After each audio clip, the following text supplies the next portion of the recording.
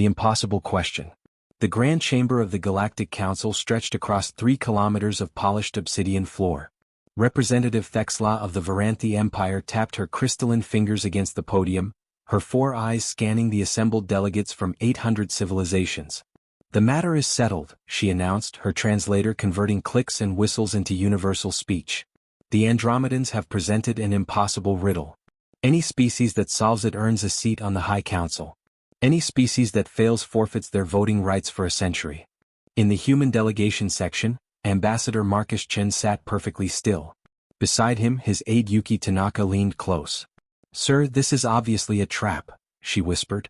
"No species has answered correctly in 4,000 years."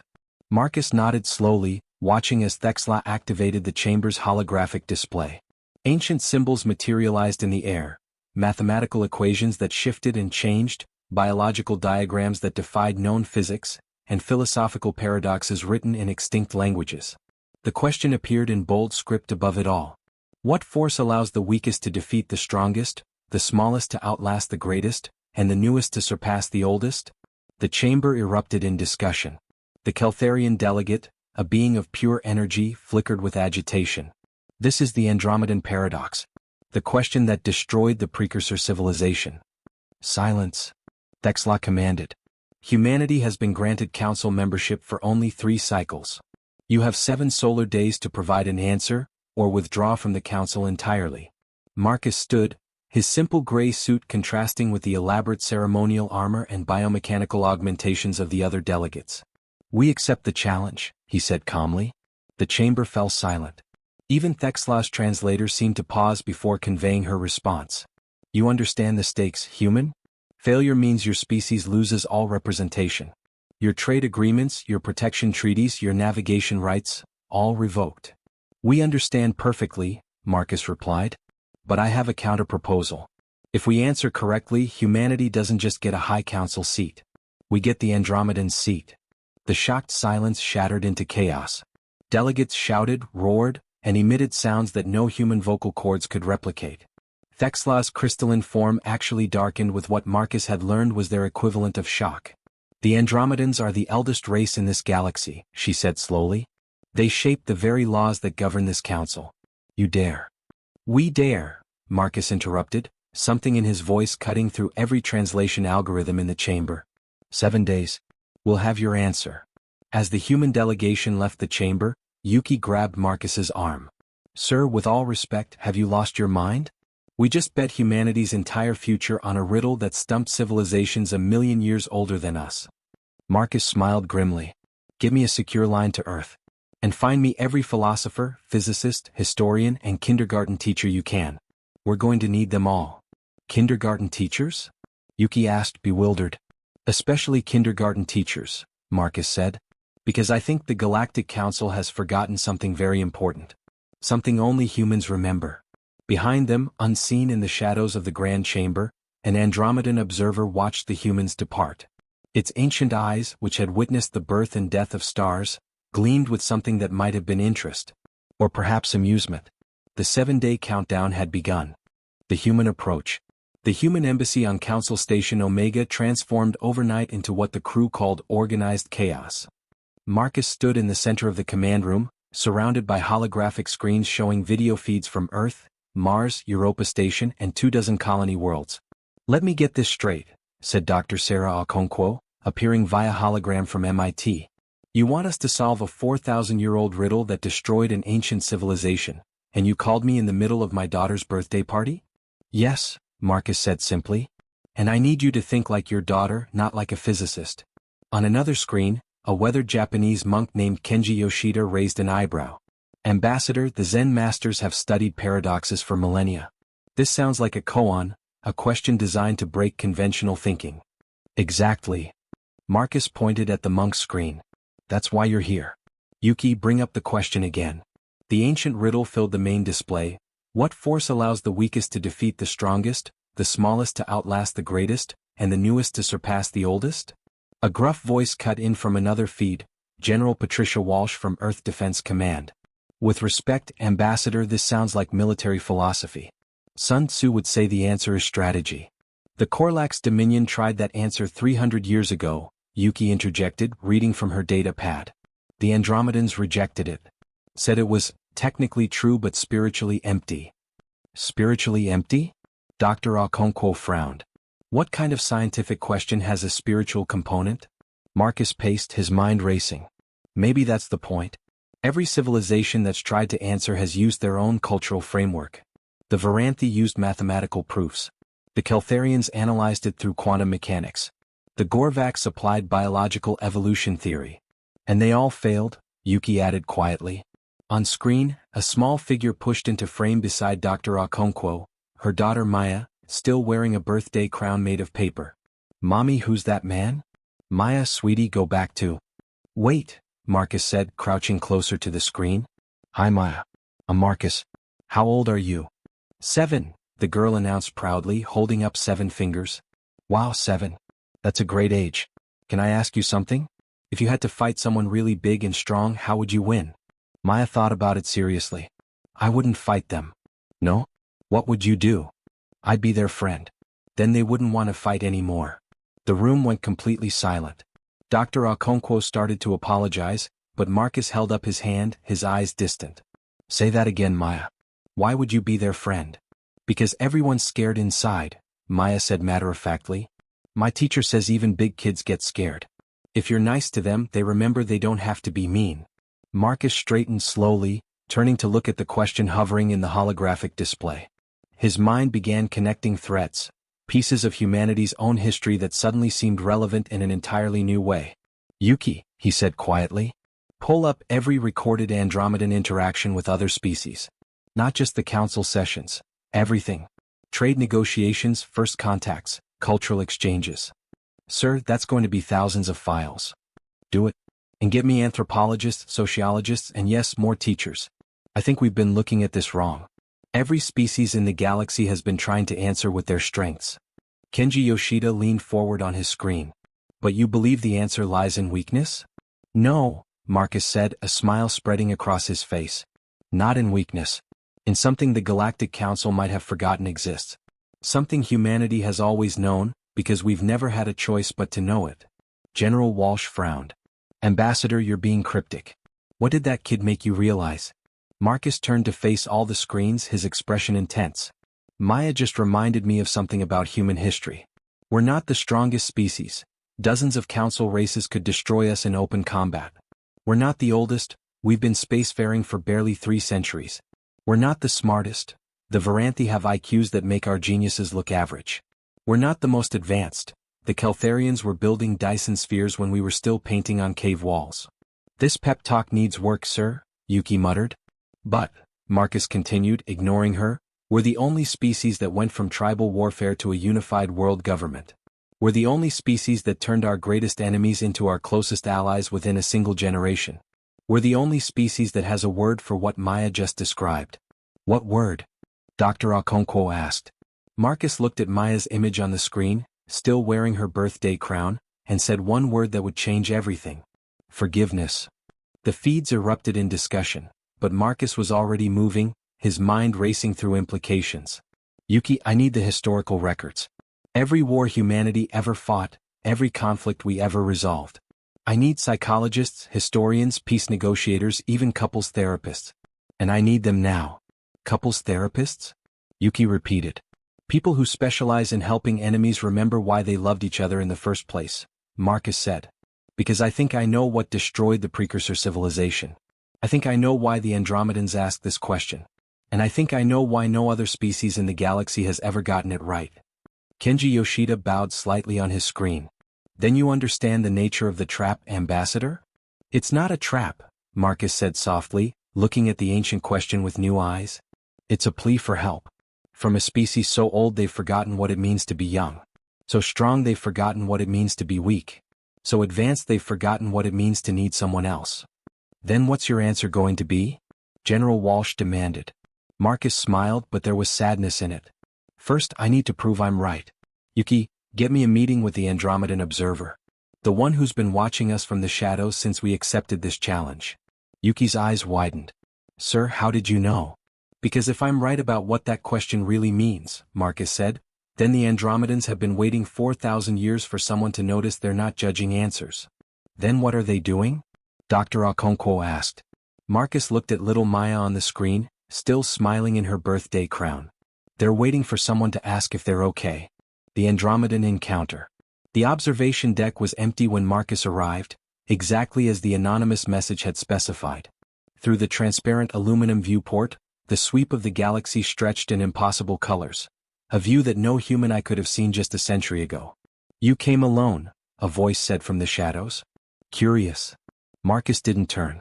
You asked me to come alone. It would be rude not to honor that request.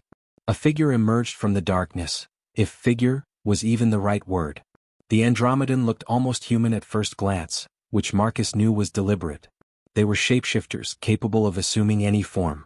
But there was something ancient in its eyes, something that had seen civilizations rise and crumble like sandcastles before tide. My designation translates roughly to Keeper of Questions, the being said, settling into a form that seemed to stabilize, tall, androgynous, with skin that seemed to contain entire nebulae. You may call me Vex. Ambassador Marcus Chin. But I think you already know everything about me. We know everything about everyone, Vex replied, moving to stand beside Marcus at the viewport. We have watched for longer than your species has language to describe. We were old when your sun ignited. We will likely exist when it dies. That sounds lonely, Marcus said quietly. Vex's form rippled. Surprise, Marcus realized. In 4,000 years you are the first to say that. Why did you ask me here, Vex? The Andromedan was silent for a long moment. Because you interest us. Every other species, when given the question, immediately begins debating among themselves. They form committees, run simulations, build theoretical models. They treat it as a puzzle to be solved through intellect alone. And we didn't? You called your teachers first, Vex said, and there was something in its voice Marcus couldn't identify. Your philosophers and your peacemakers. Your historians and your healers. And you spoke to a child. Marcus turned to face the ancient being. Because I think your question isn't about finding the right answer. It's about understanding why you're asking it. Vex's form shifted, becoming more solid, more present. Explain. The precursors, Marcus began. The civilization destroyed by this paradox. What happened to them wasn't that they couldn't solve it. They solved it too well, didn't they? Vex remained silent, but Marcus actually saw, something that might have been pain flicker across that cosmic face. They answered with evolution, Marcus continued. They said the force was adaptation, the ability of species to change and overcome. And they were right in a way. But being right about the mechanism made them miss the truth about the cost. Continue, Vex whispered. They adapted themselves, Marcus said. They evolved beyond weakness, beyond vulnerability, beyond need. They became perfect, self-sufficient, complete unto themselves. Every member of their species was a god walking in mortal space. Yes, Vex breathed. And then they went extinct within a single generation, Marcus finished.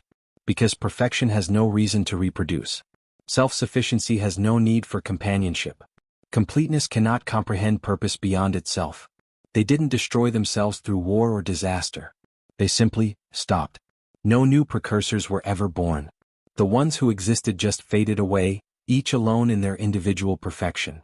Vex turned away from the viewport, and Marcus saw that the ancient being's eyes were filled with something that transcended human emotion but somehow touched the same universal place where grief lived. The Andromedans, Marcus said gently, you're walking the same path, aren't you? We have not had a child born to our species in 6,000 years, Vex said, voice hollow. We cannot die, we conquered mortality eons ago. But we no longer remember how to create life. We preserve, we observe, we record. We are the galaxy's memory. But memory without future is just a tomb. Marcus felt his heart ache for this ancient being. And the question? Every species that joins the council we ask. Hoping someone will understand. Hoping someone will see past the riddle to what we're really asking. Vex's form wavered, becoming almost translucent. We are the strongest, the oldest, the greatest. And we are dying anyway. We wanted someone to tell us how to stop. How to go back. How to remember what it means to be young again. And every species tries to impress you with their wisdom instead, Marcus said. They show us their strength, hoping to be worthy of sitting beside us, Vex agreed. They don't realize we don't want equals. We want teachers, Marcus suggested. Vex looked at him sharply. You understand. My daughter is 5 years old, Marcus said. Every day she teaches me something I'd forgotten about being human. That's what the young do, they remind the old of what matters. Not through wisdom but through wonder. Then you know the answer to our question? Vex asked. I know several answers, Marcus said. Love allows the weakest to defeat the strongest, because strength means nothing against someone you can't bear to hurt. Hope allows the smallest to outlast the greatest, because hope doesn't require resources, just stubborn refusal to give up. And curiosity allows the newest to surpass the oldest, because fresh eyes see possibilities that experience has taught us to ignore. Vex nodded slowly. These are all true. Other species have said similar things. But they're not the answer you need to hear, Marcus continued, because you don't need to know the force. You need to know how to get it back. The Andromedan's form solidified completely, becoming almost painfully present, almost desperately attentive. The answer to your real question, Marcus said softly, the one you're too afraid to ask out loud, is vulnerability. Vulnerability, Vex repeated the word like a foreign concept. It's not a force that lets the weak defeat the strong, Marcus explained. It's the force that makes the strong willing to lose. It's what makes the old willing to die so the young can live. It's what makes the greatest willing to become small again. We cannot be vulnerable, Vex said, and Marcus heard the fear in that ancient voice. Vulnerability is weakness. It's what we evolved beyond. No, Marcus said firmly. Vulnerability is the only real strength. It's the ability to risk everything for something that matters more than survival. It's what makes a parent jump in front of a bullet for their child. It's what makes a soldier charge into fire to save a comrade. It's what makes anyone choose connection over safety. You would have us become weak? Vex asked. I would have you become alive again, Marcus replied. Because life isn't about being strong enough to never get hurt. It's about being brave enough to love something even though it might hurt you. To need something even though it might leave you. To care about something even though it might fail. Vex was silent for a long time. When the ancient being spoke again, its voice was barely a whisper. We are terrified, it admitted. For 6,000 years we have been terrified.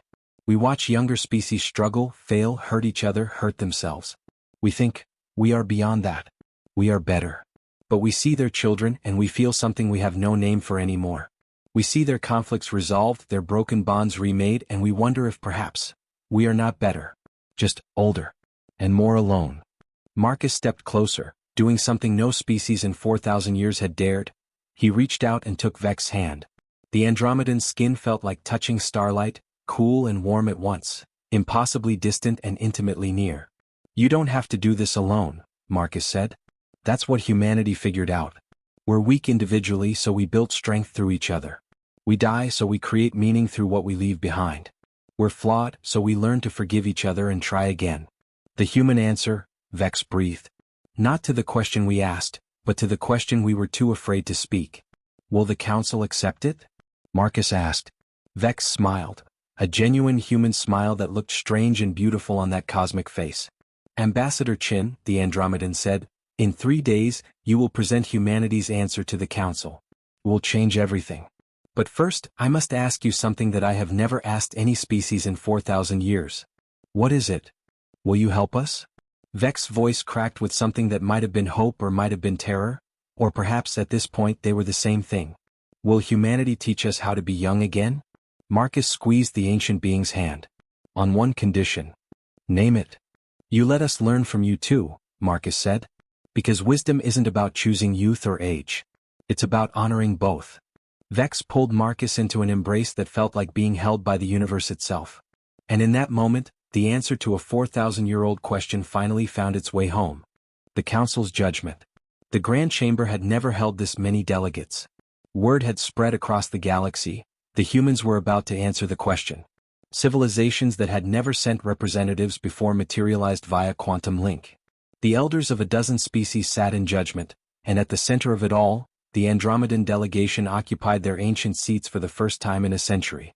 Thexla's crystalline form practically vibrated with anticipation. Ambassador Chen, humanity has had 7 solar days.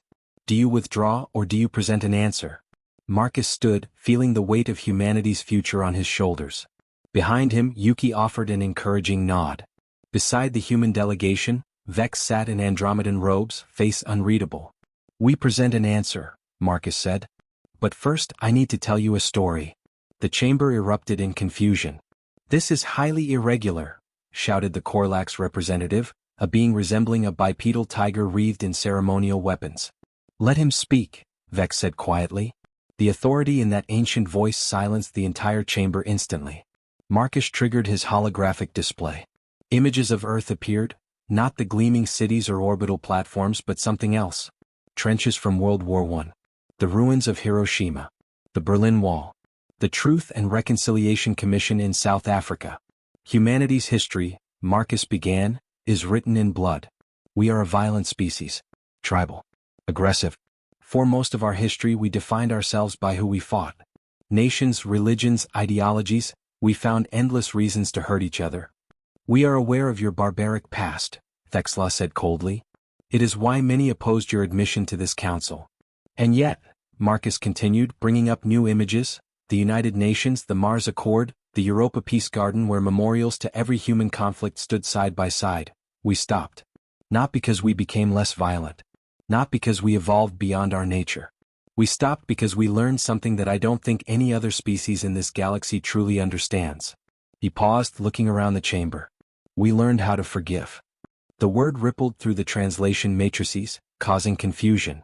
Several delegates conferred with their AIs, trying to understand the concept.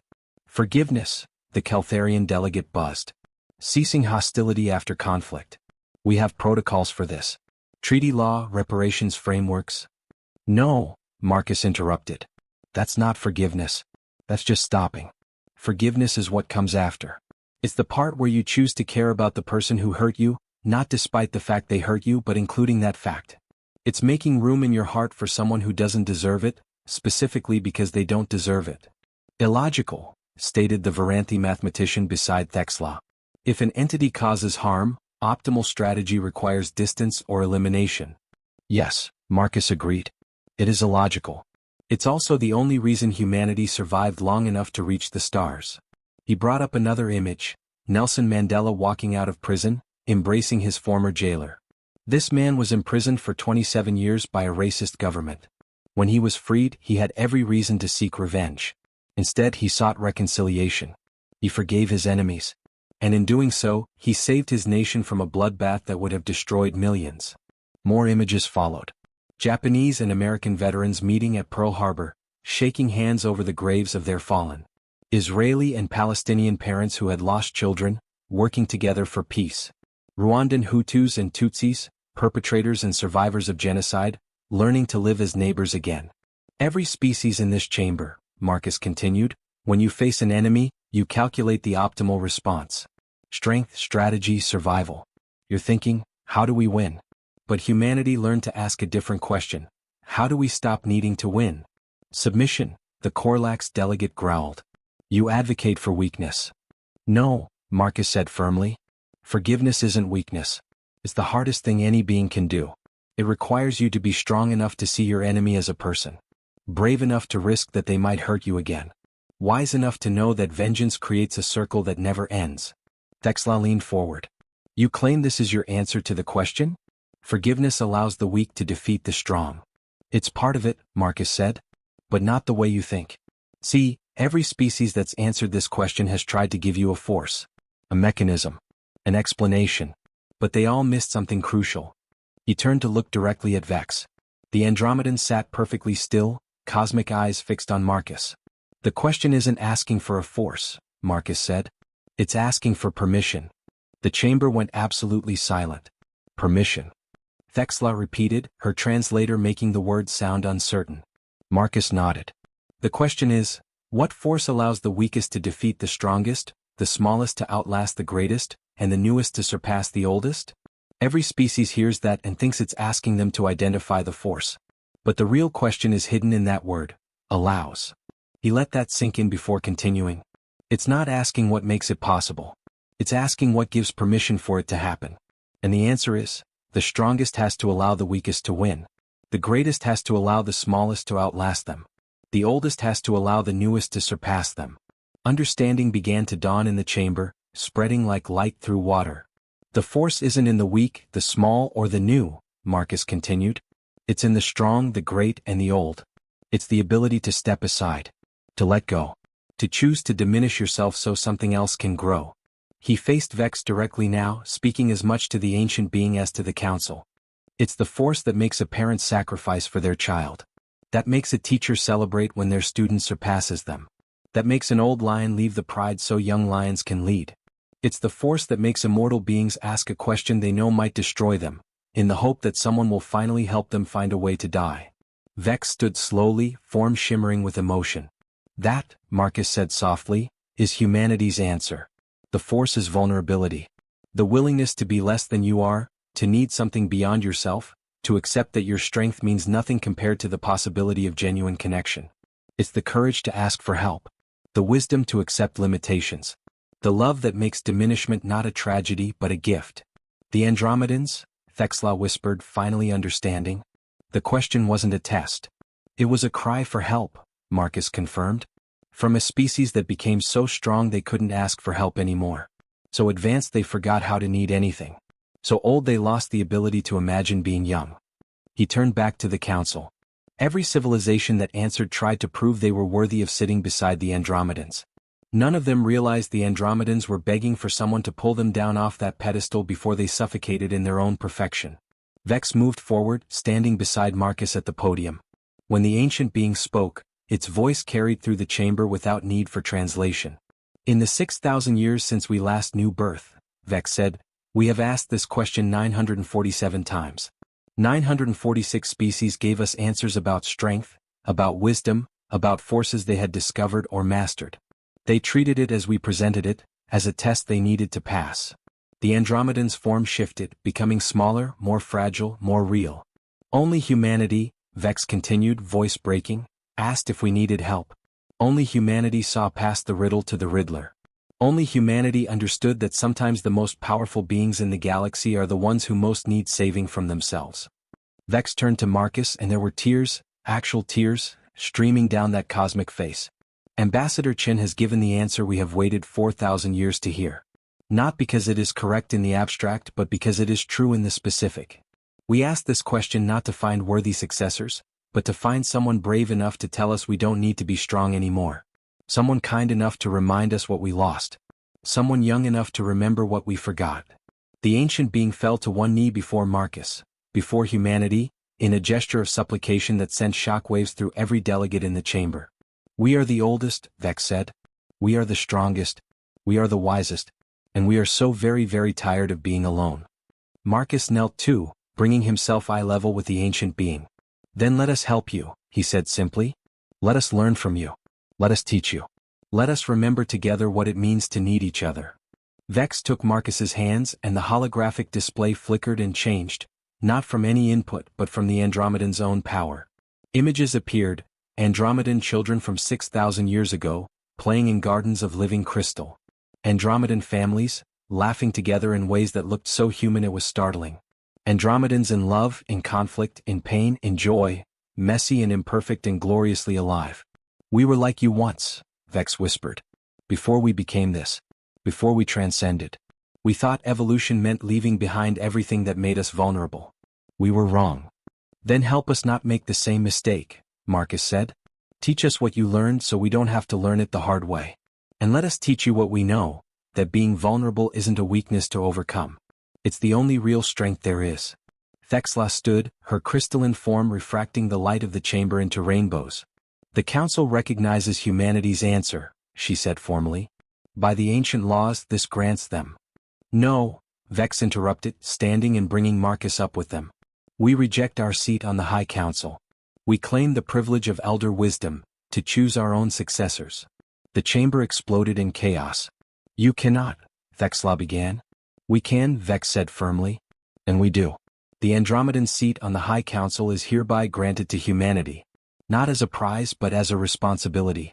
And we ask, we who have not asked for anything in 6,000 years, we ask to serve as humanity's advisors. To help them avoid our mistakes. To remember through them what it means to be young. Vex turned to the council, and when the ancient being spoke, command rang in every word. This is the human answer and it changes everything. Not because they solved our riddle but because they dared to ask why we were asking. From this day forward, let every species in this council remember, strength without vulnerability is not evolution. It's extinction. And sometimes the youngest among us carry the oldest wisdom. The chamber fell silent, processing what had just occurred. Marcus looked around at the assembled delegates, hundreds of species, thousands of beings, each one grappling with a truth they'd never considered. The human answer, Marcus said quietly but his voice carried, isn't just for the Andromedans. It's for anyone who's ever become so strong they forgot how to ask for help. So advanced they forgot how to need someone. So wise they forgot how to learn. He smiled, thinking of his daughter back on Earth, probably sleeping now, dreaming whatever dreams 5-year-olds had. We don't have all the answers, Marcus concluded. We're barely 3 centuries off our homeworld. We're weak and young and flawed and mortal. But we know one thing that no amount of evolution or advancement can teach. The only way to truly live is to be brave enough to need each other. And sometimes, Vex added softly, the greatest wisdom is knowing when to stop being strong and start being human. The vote was called. The results weren't even close. Humanity didn't just earn a seat on the High Council. They taught the galaxy what it meant to have one. The ripple effect. 3 months after Marcus Chen's answer to the Andromedan question, the Galactic Council looked nothing like it had before. Yuki stood in what used to be the observation gallery, now repurposed into something the humans had named the Commons. A space where delegates could interact informally without the weight of ceremony. It's remarkable, said Krell, the Korlax warrior who had spoken so dismissively of humanity's answer. He was teaching a group of human children, including Maya Okonkwo, a traditional meditation practice his species used to control their aggressive instincts. We spent 3,000 years believing our strength made us superior. Now I learn that my people's suicide rate has been the highest in the galaxy for centuries. You never talked about it? Yuki asked gently. We called it honorable dissolution, Krell said, his cat-like features twisting with something between shame and relief. Warriors who could no longer fight, who became injured or old, would simply end themselves. We thought it was dignity. Your psychologists call it untreated depression and lack of support systems. He watched Maya laugh as she lost balance during the meditation pose, then giggle harder as she tried again. She's not ashamed to fail, Krell observed. She just tries again. That's because she knows we'll catch her if she falls, Yuki said. That's what support systems do. A chime indicated an incoming call. Yuki excused herself, moving to a quieter corner of the Commons. Marcus's face appeared on her data pad. Yuki, we have a situation. Conference room 7. Now. She found Marcus there with an unusual gathering, Vex, Thexla, and representatives from 12 species she recognized as some of the Council's most scientifically advanced civilizations. They all looked shaken. What happened? Yuki asked. Dr. Okonkwo's hologram answered from Earth. We asked the Andromedans to share their technology, their genetic archives, medical data from before they achieved immortality. And? Marcus prompted. And we found something horrifying, Dr. Okonkwo said, her voice tight. The Andromedans didn't just stop having children naturally. They can't anymore. Their genetic code has been rewritten so many times, optimized so thoroughly, that it's become sterile. Like an inbred line that's been refined until it can no longer reproduce.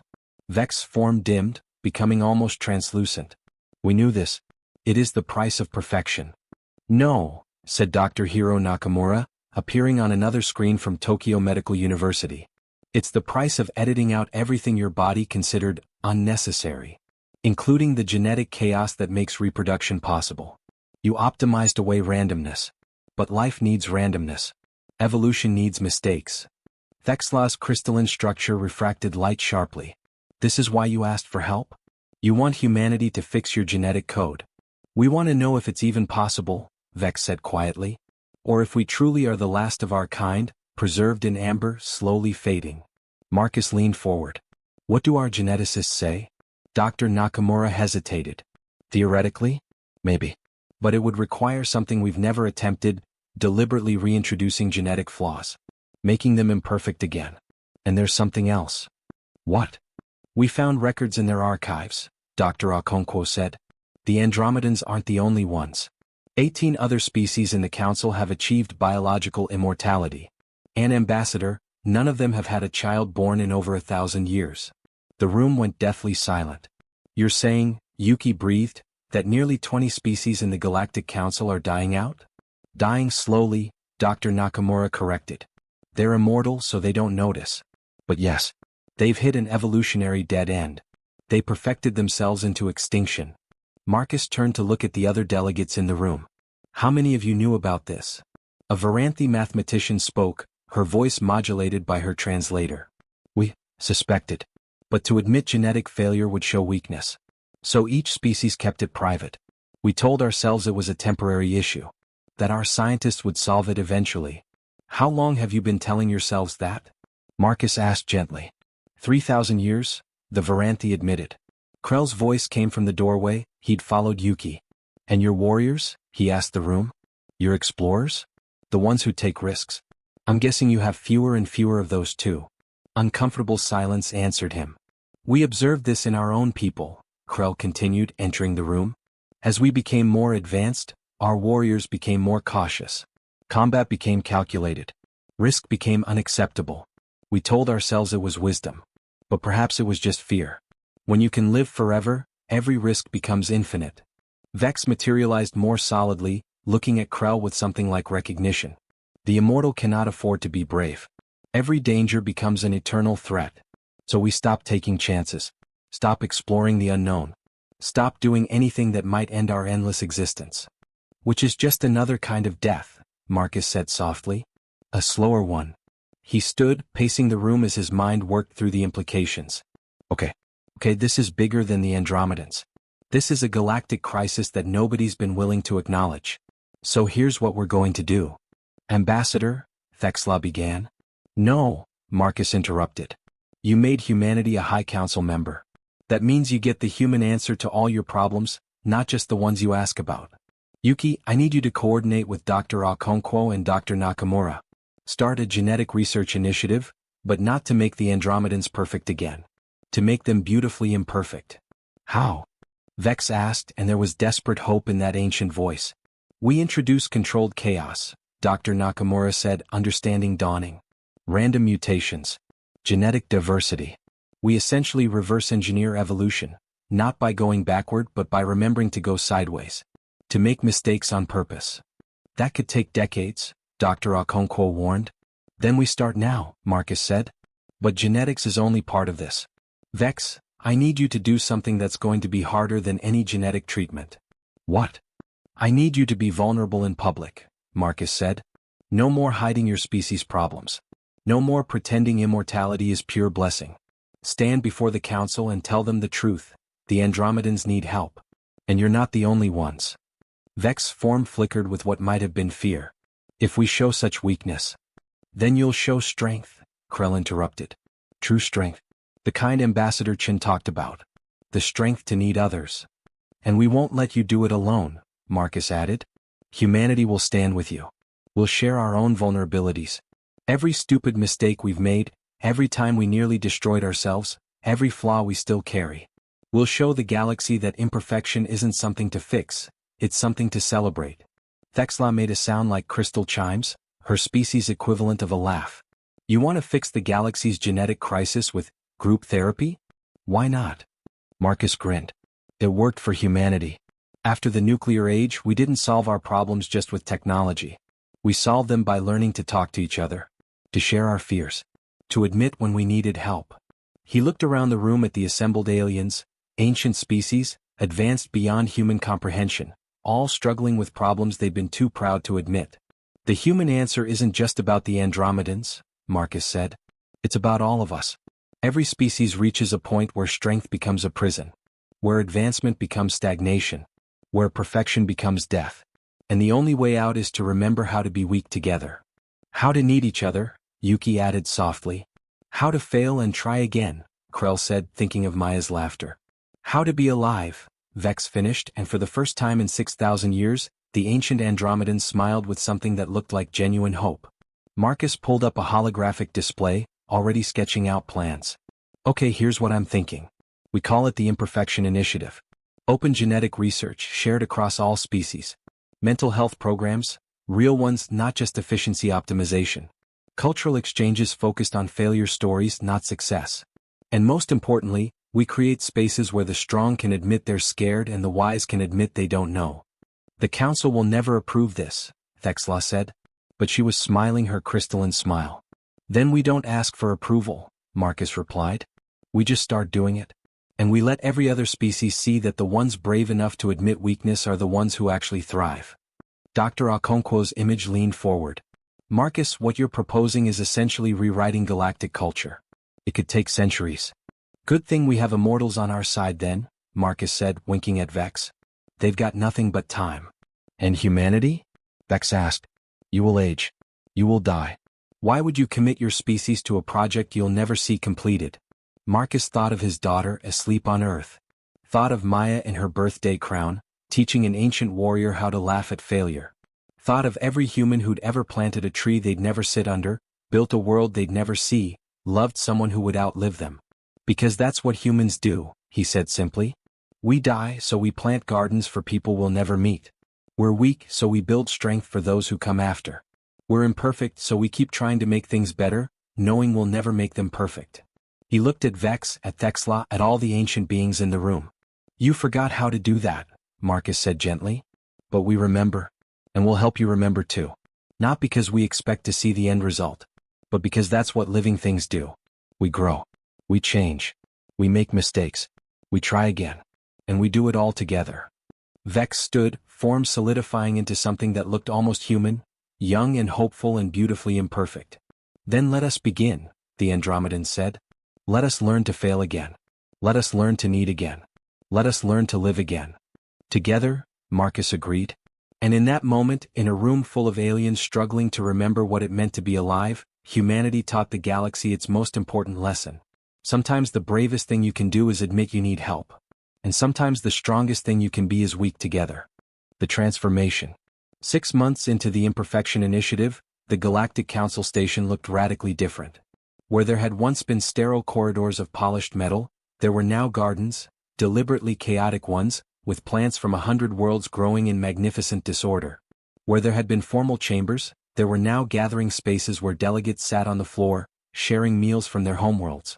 And where there had once been silence about weakness, there was now conversation. Marcus walked through the new Wellness Center, a term that had required 3 hours of debate to translate properly into galactic standard. Inside he found a sight that still amazed him. Vex, sitting in a circle with 5 other delegates, participating in something humans called a support group. I haven't told anyone this, a Keltharian was saying, its energy form pulsing with embarrassment, but I'm afraid all the time. Every decision, every vote, I'm terrified of making a mistake. Of proving that my species doesn't deserve our advanced status. How long have you felt this way? Asked Dr. Chinwei, Marcus's cousin and one of Earth's leading therapists, who'd volunteered to help establish the program. 800 years, the Keltharian admitted. The group sat in supportive silence. Then Vex spoke. I was afraid for 6,000 years, the Andromedan said quietly. Afraid that if we admitted we were dying, other species would see us as weak. Would take our council seat. Would forget that we were once the greatest civilization in the galaxy. Were? Another delegate asked, a young Varanthi barely 2 centuries old. Were, Vex confirmed. Because greatness that costs you your future isn't greatness. It's just elaborate suicide. Marcus slipped away, not wanting to intrude on the session. He found Yuki in the genetics lab, now a joint operation with 40 species contributing resources and expertise. How's the research going? He asked. Yuki looked up from her data pad, exhaustion evident in her face but excitement in her eyes. Marcus, it's incredible. We're not just helping the Andromedans. We're discovering that half the species in the council have genetic issues they've been hiding. Autoimmune problems from overoptimization. Mental health disorders from suppressing unproductive emotions. Infertility from editing out what they thought was genetic waste. Can we fix it? We can't fix it, Dr. Nakamura said, emerging from the main lab. But we can heal it. There's a difference. Fixing implies making it perfect again. Healing means accepting the scars and learning to live with them. He pulled up a holographic display showing Andromedan DNA, or what was left of it. Look at this. It's beautiful in its complexity, but it's locked. Every mutation suppressed, every random element controlled. It's like a garden where they've pulled every weed so thoroughly that they've killed the soil. So what's the treatment? Marcus asked. Controlled chaos, Dr. Okonkwo said, joining them via hologram. We introduce random elements back into their genome. Not all at once, that would be catastrophic. But gradually. Let their DNA remember how to make mistakes again. Will it work? We don't know, Dr. Nakamura admitted. This has never been tried. We're essentially teaching genetic code how to be messy again. How are the Andromedans handling it? Yuki asked. Marcus smiled. Come see for yourself. He led them to one of the station's observation domes, where a remarkable scene was unfolding. Vex was there, along with a dozen other Andromedans, more than had been seen together in centuries. And they were playing. Not working. Not negotiating. Playing.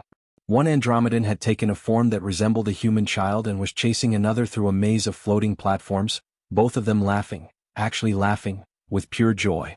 Others were attempting to create art with physical materials, making mistakes and embracing them, turning errors into features. When did this start? Yuki breathed.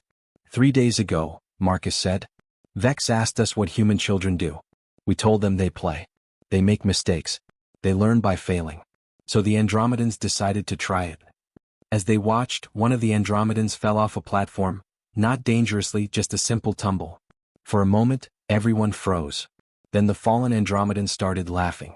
And the others joined in, helping them up, all of them giggling at the mistake. They're relearning joy, Dr. Chinwei said, having joined them. True joy, not just contentment. The kind that comes from surprise and imperfection and shared experience. A chime indicated an incoming priority message. Marcus checked his datapad and his expression grew serious. What is it? Yuki asked. Emergency Council session. Now. He looked at the timestamp. It's been called by the Gorvax Dominion. They're one of the species that hasn't participated in the initiative. 20 minutes later, Marcus entered the Grand Chamber to find it in chaos. The Gorvax representative, a massive insectoid being named Zekthral, was shouting, its mandibles clicking with rage. This madness must end. Zekthral declared. The humans have poisoned the council with their weakness philosophy. Species that were once proud now wallow in admissions of failure. Research that should focus on advancement instead celebrates imperfection. This is not evolution, it is devolution. Thexla attempted to restore order, but several other delegates joined Zekthral's protest. Marcus recognized them as representatives from the most militant, hierarchical species in the council.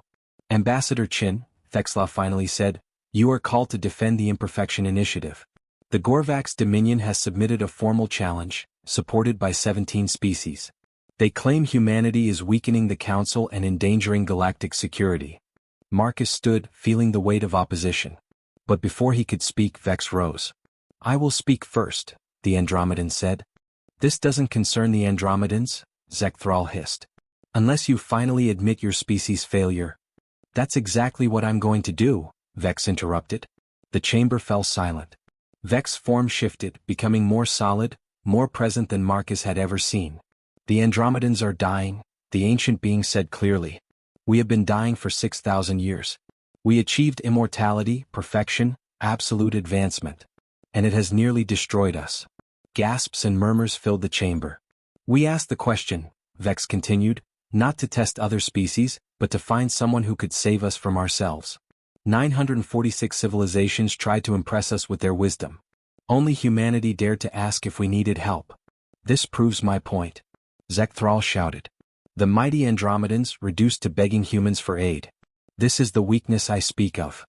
No, Krell said standing. This is the strength you've forgotten. I am Gorlax Korlax, war leader of my people. For 3,000 years, my species has believed that power comes from dominance. That the strong must never show vulnerability. And in those 3,000 years, we have had the highest suicide rate in the galaxy. He let that settle before continuing. We called it honor. Humanity called it what it really was, untreated trauma and isolation. In 6 months of their weakness philosophy, my people's suicide rate has dropped by 40%. 40% of my warriors are still alive because humans taught them it was okay to need help. More delegates stood. A Varanthi mathematician. Our species achieved biological immortality 2,000 years ago. We haven't had a child born in 18 centuries. Human geneticists have shown us why, and shown us a path to reversing it. A Keltharian energy being, we suppressed all emotions we deemed inefficient. Humanity taught us that emotions aren't bugs in our programming, they're features. Since embracing our imperfections, our scientific output has increased by 30%. Apparently, fear and joy are better motivators than pure logic. One by one, species stood to share their stories. Of problems hidden, of weaknesses concealed, of silent suffering disguised as strength, and of how humanity's weakness philosophy had begun to heal wounds that centuries of advancement had only deepened. Finally, Zekthral stood alone in opposition. "You are all fools," the Gorvax hissed. "What happens when the Kthren swarm attacks? When the Void Raiders return? When real strength is needed? Will you defeat them with support groups and genetic therapy?" "No," Marcus said quietly, drawing every eye to him. "We'll defeat them the same way humanity has defeated every enemy we've ever faced." "And how is that?" Zekthral demanded. "By turning them into friends," Marcus said simply. The Gorvax representative made a sound like grinding metal. "Naive human sentiment. The Kthren swarm destroyed 17 systems. They cannot be reasoned with." "Because no one has tried," Marcus interrupted. "Every species in this council, when faced with the swarm, responded with force. And the swarm responded with more force. It's been 300 years of escalation. Has anyone considered that maybe they're just as scared as you are?" "Absurd." "Is it?" Vex asked. "The swarm are a hive mind, yes? One consciousness spread across billions of bodies. Imagine how lonely that must be. Imagine encountering individual consciousness and being unable to connect with it. Wouldn't you be afraid? Wouldn't you attack what you couldn't understand?" Zekthral hesitated. "The human answer," Marcus continued, "isn't about being weak in the face of danger. It's about being brave enough to see the person behind the threat. Strong enough to offer connection instead of destruction. Wise enough to know that making peace is harder than making war, and infinitely more valuable." He looked around the chamber. "You want to know what happens when real strength is needed? Real strength is what we're doing right now. Admitting our flaws. Asking for help. Learning to need each other. Because united, vulnerable, imperfect. But together, we're stronger than any of us could be alone in our isolated perfection." "The Gorvax Dominion," Thexla said formally, "do you withdraw your challenge?" Zekthral stood silent for a long moment. Then slowly the massive insectoid's carapace softened. When the Gorvax spoke again, its voice was quieter. "My mate died 300 years ago," Zekthral said. "We Gorvax mate for life. I have been alone for 3 centuries and I have told no one because to show grief is to show weakness. And I am so tired of being strong." The vulnerability in that admission rippled through the chamber like a wave. Marcus walked across the floor, a breach of protocol, and stood before the Gorvax representative. "Then stop," Marcus said gently. "Stop being strong. Just for a moment. And let us carry that weight with you." Zekthral's mandibles trembled. And then for the first time in 300 years, the war leader of the Gorvax Dominion allowed itself to grieve. The chamber erupted not in chaos, but in an outpouring of support that transcended species. Delegates moved forward, offering comfort in 100 different ways, speaking 1,000 languages that all said the same thing. "You are not alone." And watching from the observation gallery, little Maya Okonkwo, who'd come to visit her mother, smiled and whispered to Yuki, "See? I told you. Everyone's scared inside. You just have to be nice to them." Sometimes, Marcus thought, the greatest wisdom comes from the smallest voices. And sometimes, saving the galaxy starts with one person being brave enough to admit they need help. The new beginning. 1 year after the human answer, Ambassador Marcus Chen stood in a place no human had ever been, the Andromedan homeworld. It wasn't what he expected. No crystalline cities or impossible architectures. Instead, he found himself in a garden, wild, chaotic, beautiful in its imperfection. Flowers grew where they wanted, not where they were designed to. Water flowed in natural streams, not optimized channels.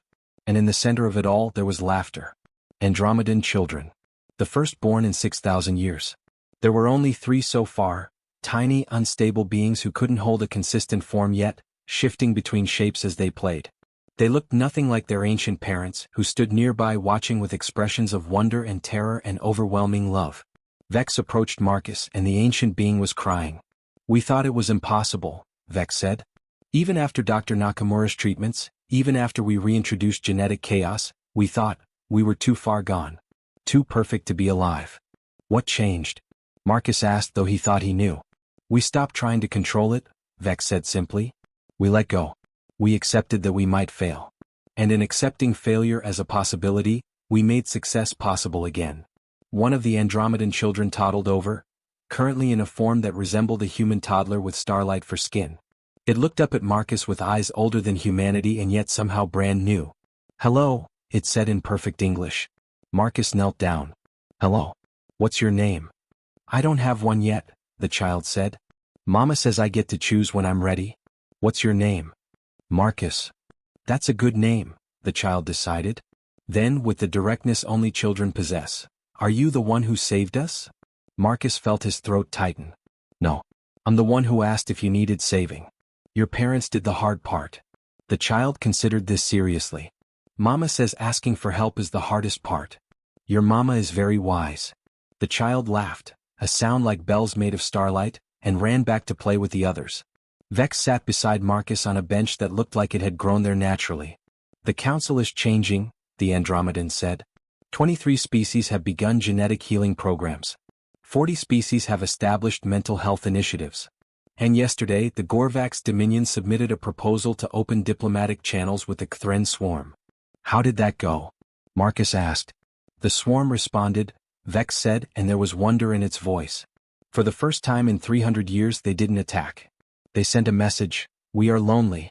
Are you? Marcus smiled. And so it begins. And so it begins, Vex agreed. Ambassador Chin, the council has asked me to extend an official invitation. They want humanity to lead the newly formed Department of Connection. To teach other species what you've taught us. That's a lot of responsibility, Marcus said carefully. It is. But humanity won't be alone. We all carry it together now. That's what you taught us. Vex paused. There is one more thing. What's that? The child? Vex gestured to the Andromedan toddler playing nearby. Its parent unit has asked if you would do them an honor. If you would help name it. Marcus was stunned.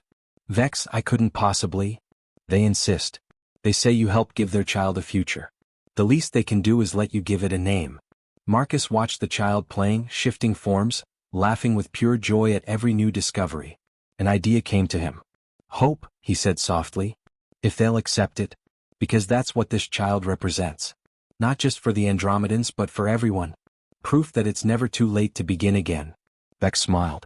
Oh, yes, that's perfect. They sat in comfortable silence for a while, watching the children play. Then Vex asked, what will you tell your daughter? When she asks what you did out here among the stars. Marcus thought of Maya, who would be 6 soon. Who was learning to read and write and question everything as children should. I'll tell her the truth, he said. That her father went to space and met aliens who'd forgotten how to need each other. And that by remembering what it meant to be weak, they became strong again. And that sometimes the most important thing you can do is ask someone if they're okay. She'll be proud of you, Vex said. Maybe, Marcus agreed. Or maybe she'll just think it's obvious. Because to a child, caring about others isn't complicated philosophy. It's just what you do. His communicator chimed. Yuki's face appeared, grinning. Sir, you need to see this. Turn on the Galactic news feed. Marcus pulled up the display. What he saw made him laugh out loud. Across the galaxy, on 1,000 worlds, in a million different ways, species were doing something unprecedented. They were playing. They were making art. They were sharing meals. They were admitting failures. They were asking for help. The Varanthi had opened their first public park, and people were lying in the grass doing nothing, just existing. The Keltharians had started a music program, teaching their young energy beings to express emotion through sound. The Gorvax had established grief counseling centers, and warriors were lining up to attend. And everywhere, there were questions being asked that had never been asked before. Are you okay? Do you need help? Can we talk about it? The human answer, Vex said, watching the feeds. It's spreading. Not as policy or law but as culture. As a way of being. It's not the human answer anymore, Marcus said. It's just the answer. The one that was always there, waiting for someone brave enough to say it out loud. A message came through, Priority Channel from Earth. Marcus opened it to find his daughter's face filling the screen. Daddy? Maya squealed. Mommy says you're coming home soon. I am, sweetheart. Just a few more days. Did you solve the space problem? Marcus smiled. We solved it together. Turns out that's the secret. Everything's easier when you don't try to do it alone. That's what my teacher says. Maya announced proudly. Then, with sudden intensity, Daddy, the kids at school say aliens are scary. But I told them aliens are just people who look different. Was I right? Marcus looked at Vex, at the Andromedan children playing in their chaotic garden, at the galaxy slowly learning to need each other again. You were absolutely right, he said. In fact, you're wiser than you know. After the call ended, Vex asked, when will you tell her? About what you really did here. When she's older, Marcus said. When she can understand. But honestly, I think she already knows the important part. Which is that strength without kindness is just violence. That wisdom without humility is just arrogance. And that no matter how advanced you become, how powerful, how perfect, none of it matters if you forget how to care about each other. Vex stood, offering Marcus its hand. Then let us remember together. For as long as we can. For as long as it takes. Marcus took the ancient being's hand, feeling the warmth of starlight against his palm. For as long as it takes, he agreed. They walked back toward the Andromedan city, which wasn't really a city anymore but something new, something that grew instead of being built. And as they walked, Marcus thought about how he'd come here a year ago with nothing but a question and a willingness to care. And how sometimes that was enough. Sometimes that was everything. Behind them the children played. In front of them a galaxy learned to need each other again. And somewhere between the two humanity found its place. Not as the strongest. Not as the wisest. Not as the oldest or the most advanced. But as the ones brave enough to be vulnerable. The ones strong enough to ask for help. The ones who remembered that the greatest force in the universe wasn't power or knowledge or perfection. It was connection. And it always had been. Epilogue, 3 years later. The Galactic Council chamber had changed again. Where there had once been rigid hierarchies, there were now circles. Where there had been ceremonial distance, there was now casual closeness. Where there had been fear of showing weakness, there was now pride in sharing struggles. Ambassador Marcus Chen stood before the assembly, but he wasn't alone. Beside him stood Yuki, now co-ambassador. And beside her stood Vex, official Andromedan liaison to humanity. And beside Vex stood Hope, the first Andromedan child, now old enough to attend council sessions and ask uncomfortable questions with the directness only children possess. I call this session to honor a milestone, Vexla announced, her crystalline form glowing with what Marcus had learned to recognize as joy. 3 years ago, humanity presented the answer that changed our galaxy. Today we celebrate the results. A holographic display filled the chamber.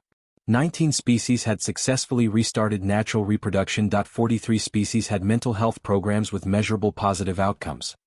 The Kthren swarm had officially joined the council as a member species, after humanity facilitated first contact that focused on connection rather than conflict. The galactic suicide rate had dropped by 62%. Cross-species collaboration on research had increased by 300%. And most remarkably, there hadn't been a single interspecies war in 3 years. Not one. The statistics are impressive, Krell said, standing. But they don't capture the real change. I am Gorlax Korlax, and 3 years ago I was ready to die. Today I want to live. That is the human answer. Delegate after delegate stood to share their stories. Of healing, of hope, of futures that had seemed impossible now becoming real. Finally, Zekthrall of the Gorvax Dominion rose. I have an announcement, the massive insectoid said. 3 years ago I believed I would be alone forever. Today I am here to share that I have found another. Not a mate, Gorvax truly mate for life. But a companion. Someone who also lost their mate, who also knew loneliness. We are teaching each other how to live with loss without being destroyed by it. The chamber erupted in celebration. Cheers and songs and sounds that no human could produce but that Marcus understood perfectly. When the noise died down, Hope tugged on Marcus's sleeve. Uncle Marcus, the Andromedan child whispered loudly. Can I say something? Marcus smiled. That's up to the council. Vexla? The Varanthi leader looked at the child and nodded. Hope of the Andromedans, you may speak. Hope walked to the center of the chamber, totally unafraid as children often are. I learned something in school, the child announced. About the question my ancestors asked. The one that Uncle Marcus answered. What did you learn? Vex asked gently. That it wasn't really a question at all, Hope said. It was more like, when you're sad and you want someone to notice. My teacher says sometimes people don't ask for help with words. They ask with questions. And the real help is when someone hears what you're not saying. The chamber was absolutely silent. So I wanted to say thank you, Hope continued, looking directly at Marcus. For hearing what my ancestors couldn't say. And for teaching everyone that it's okay to need help.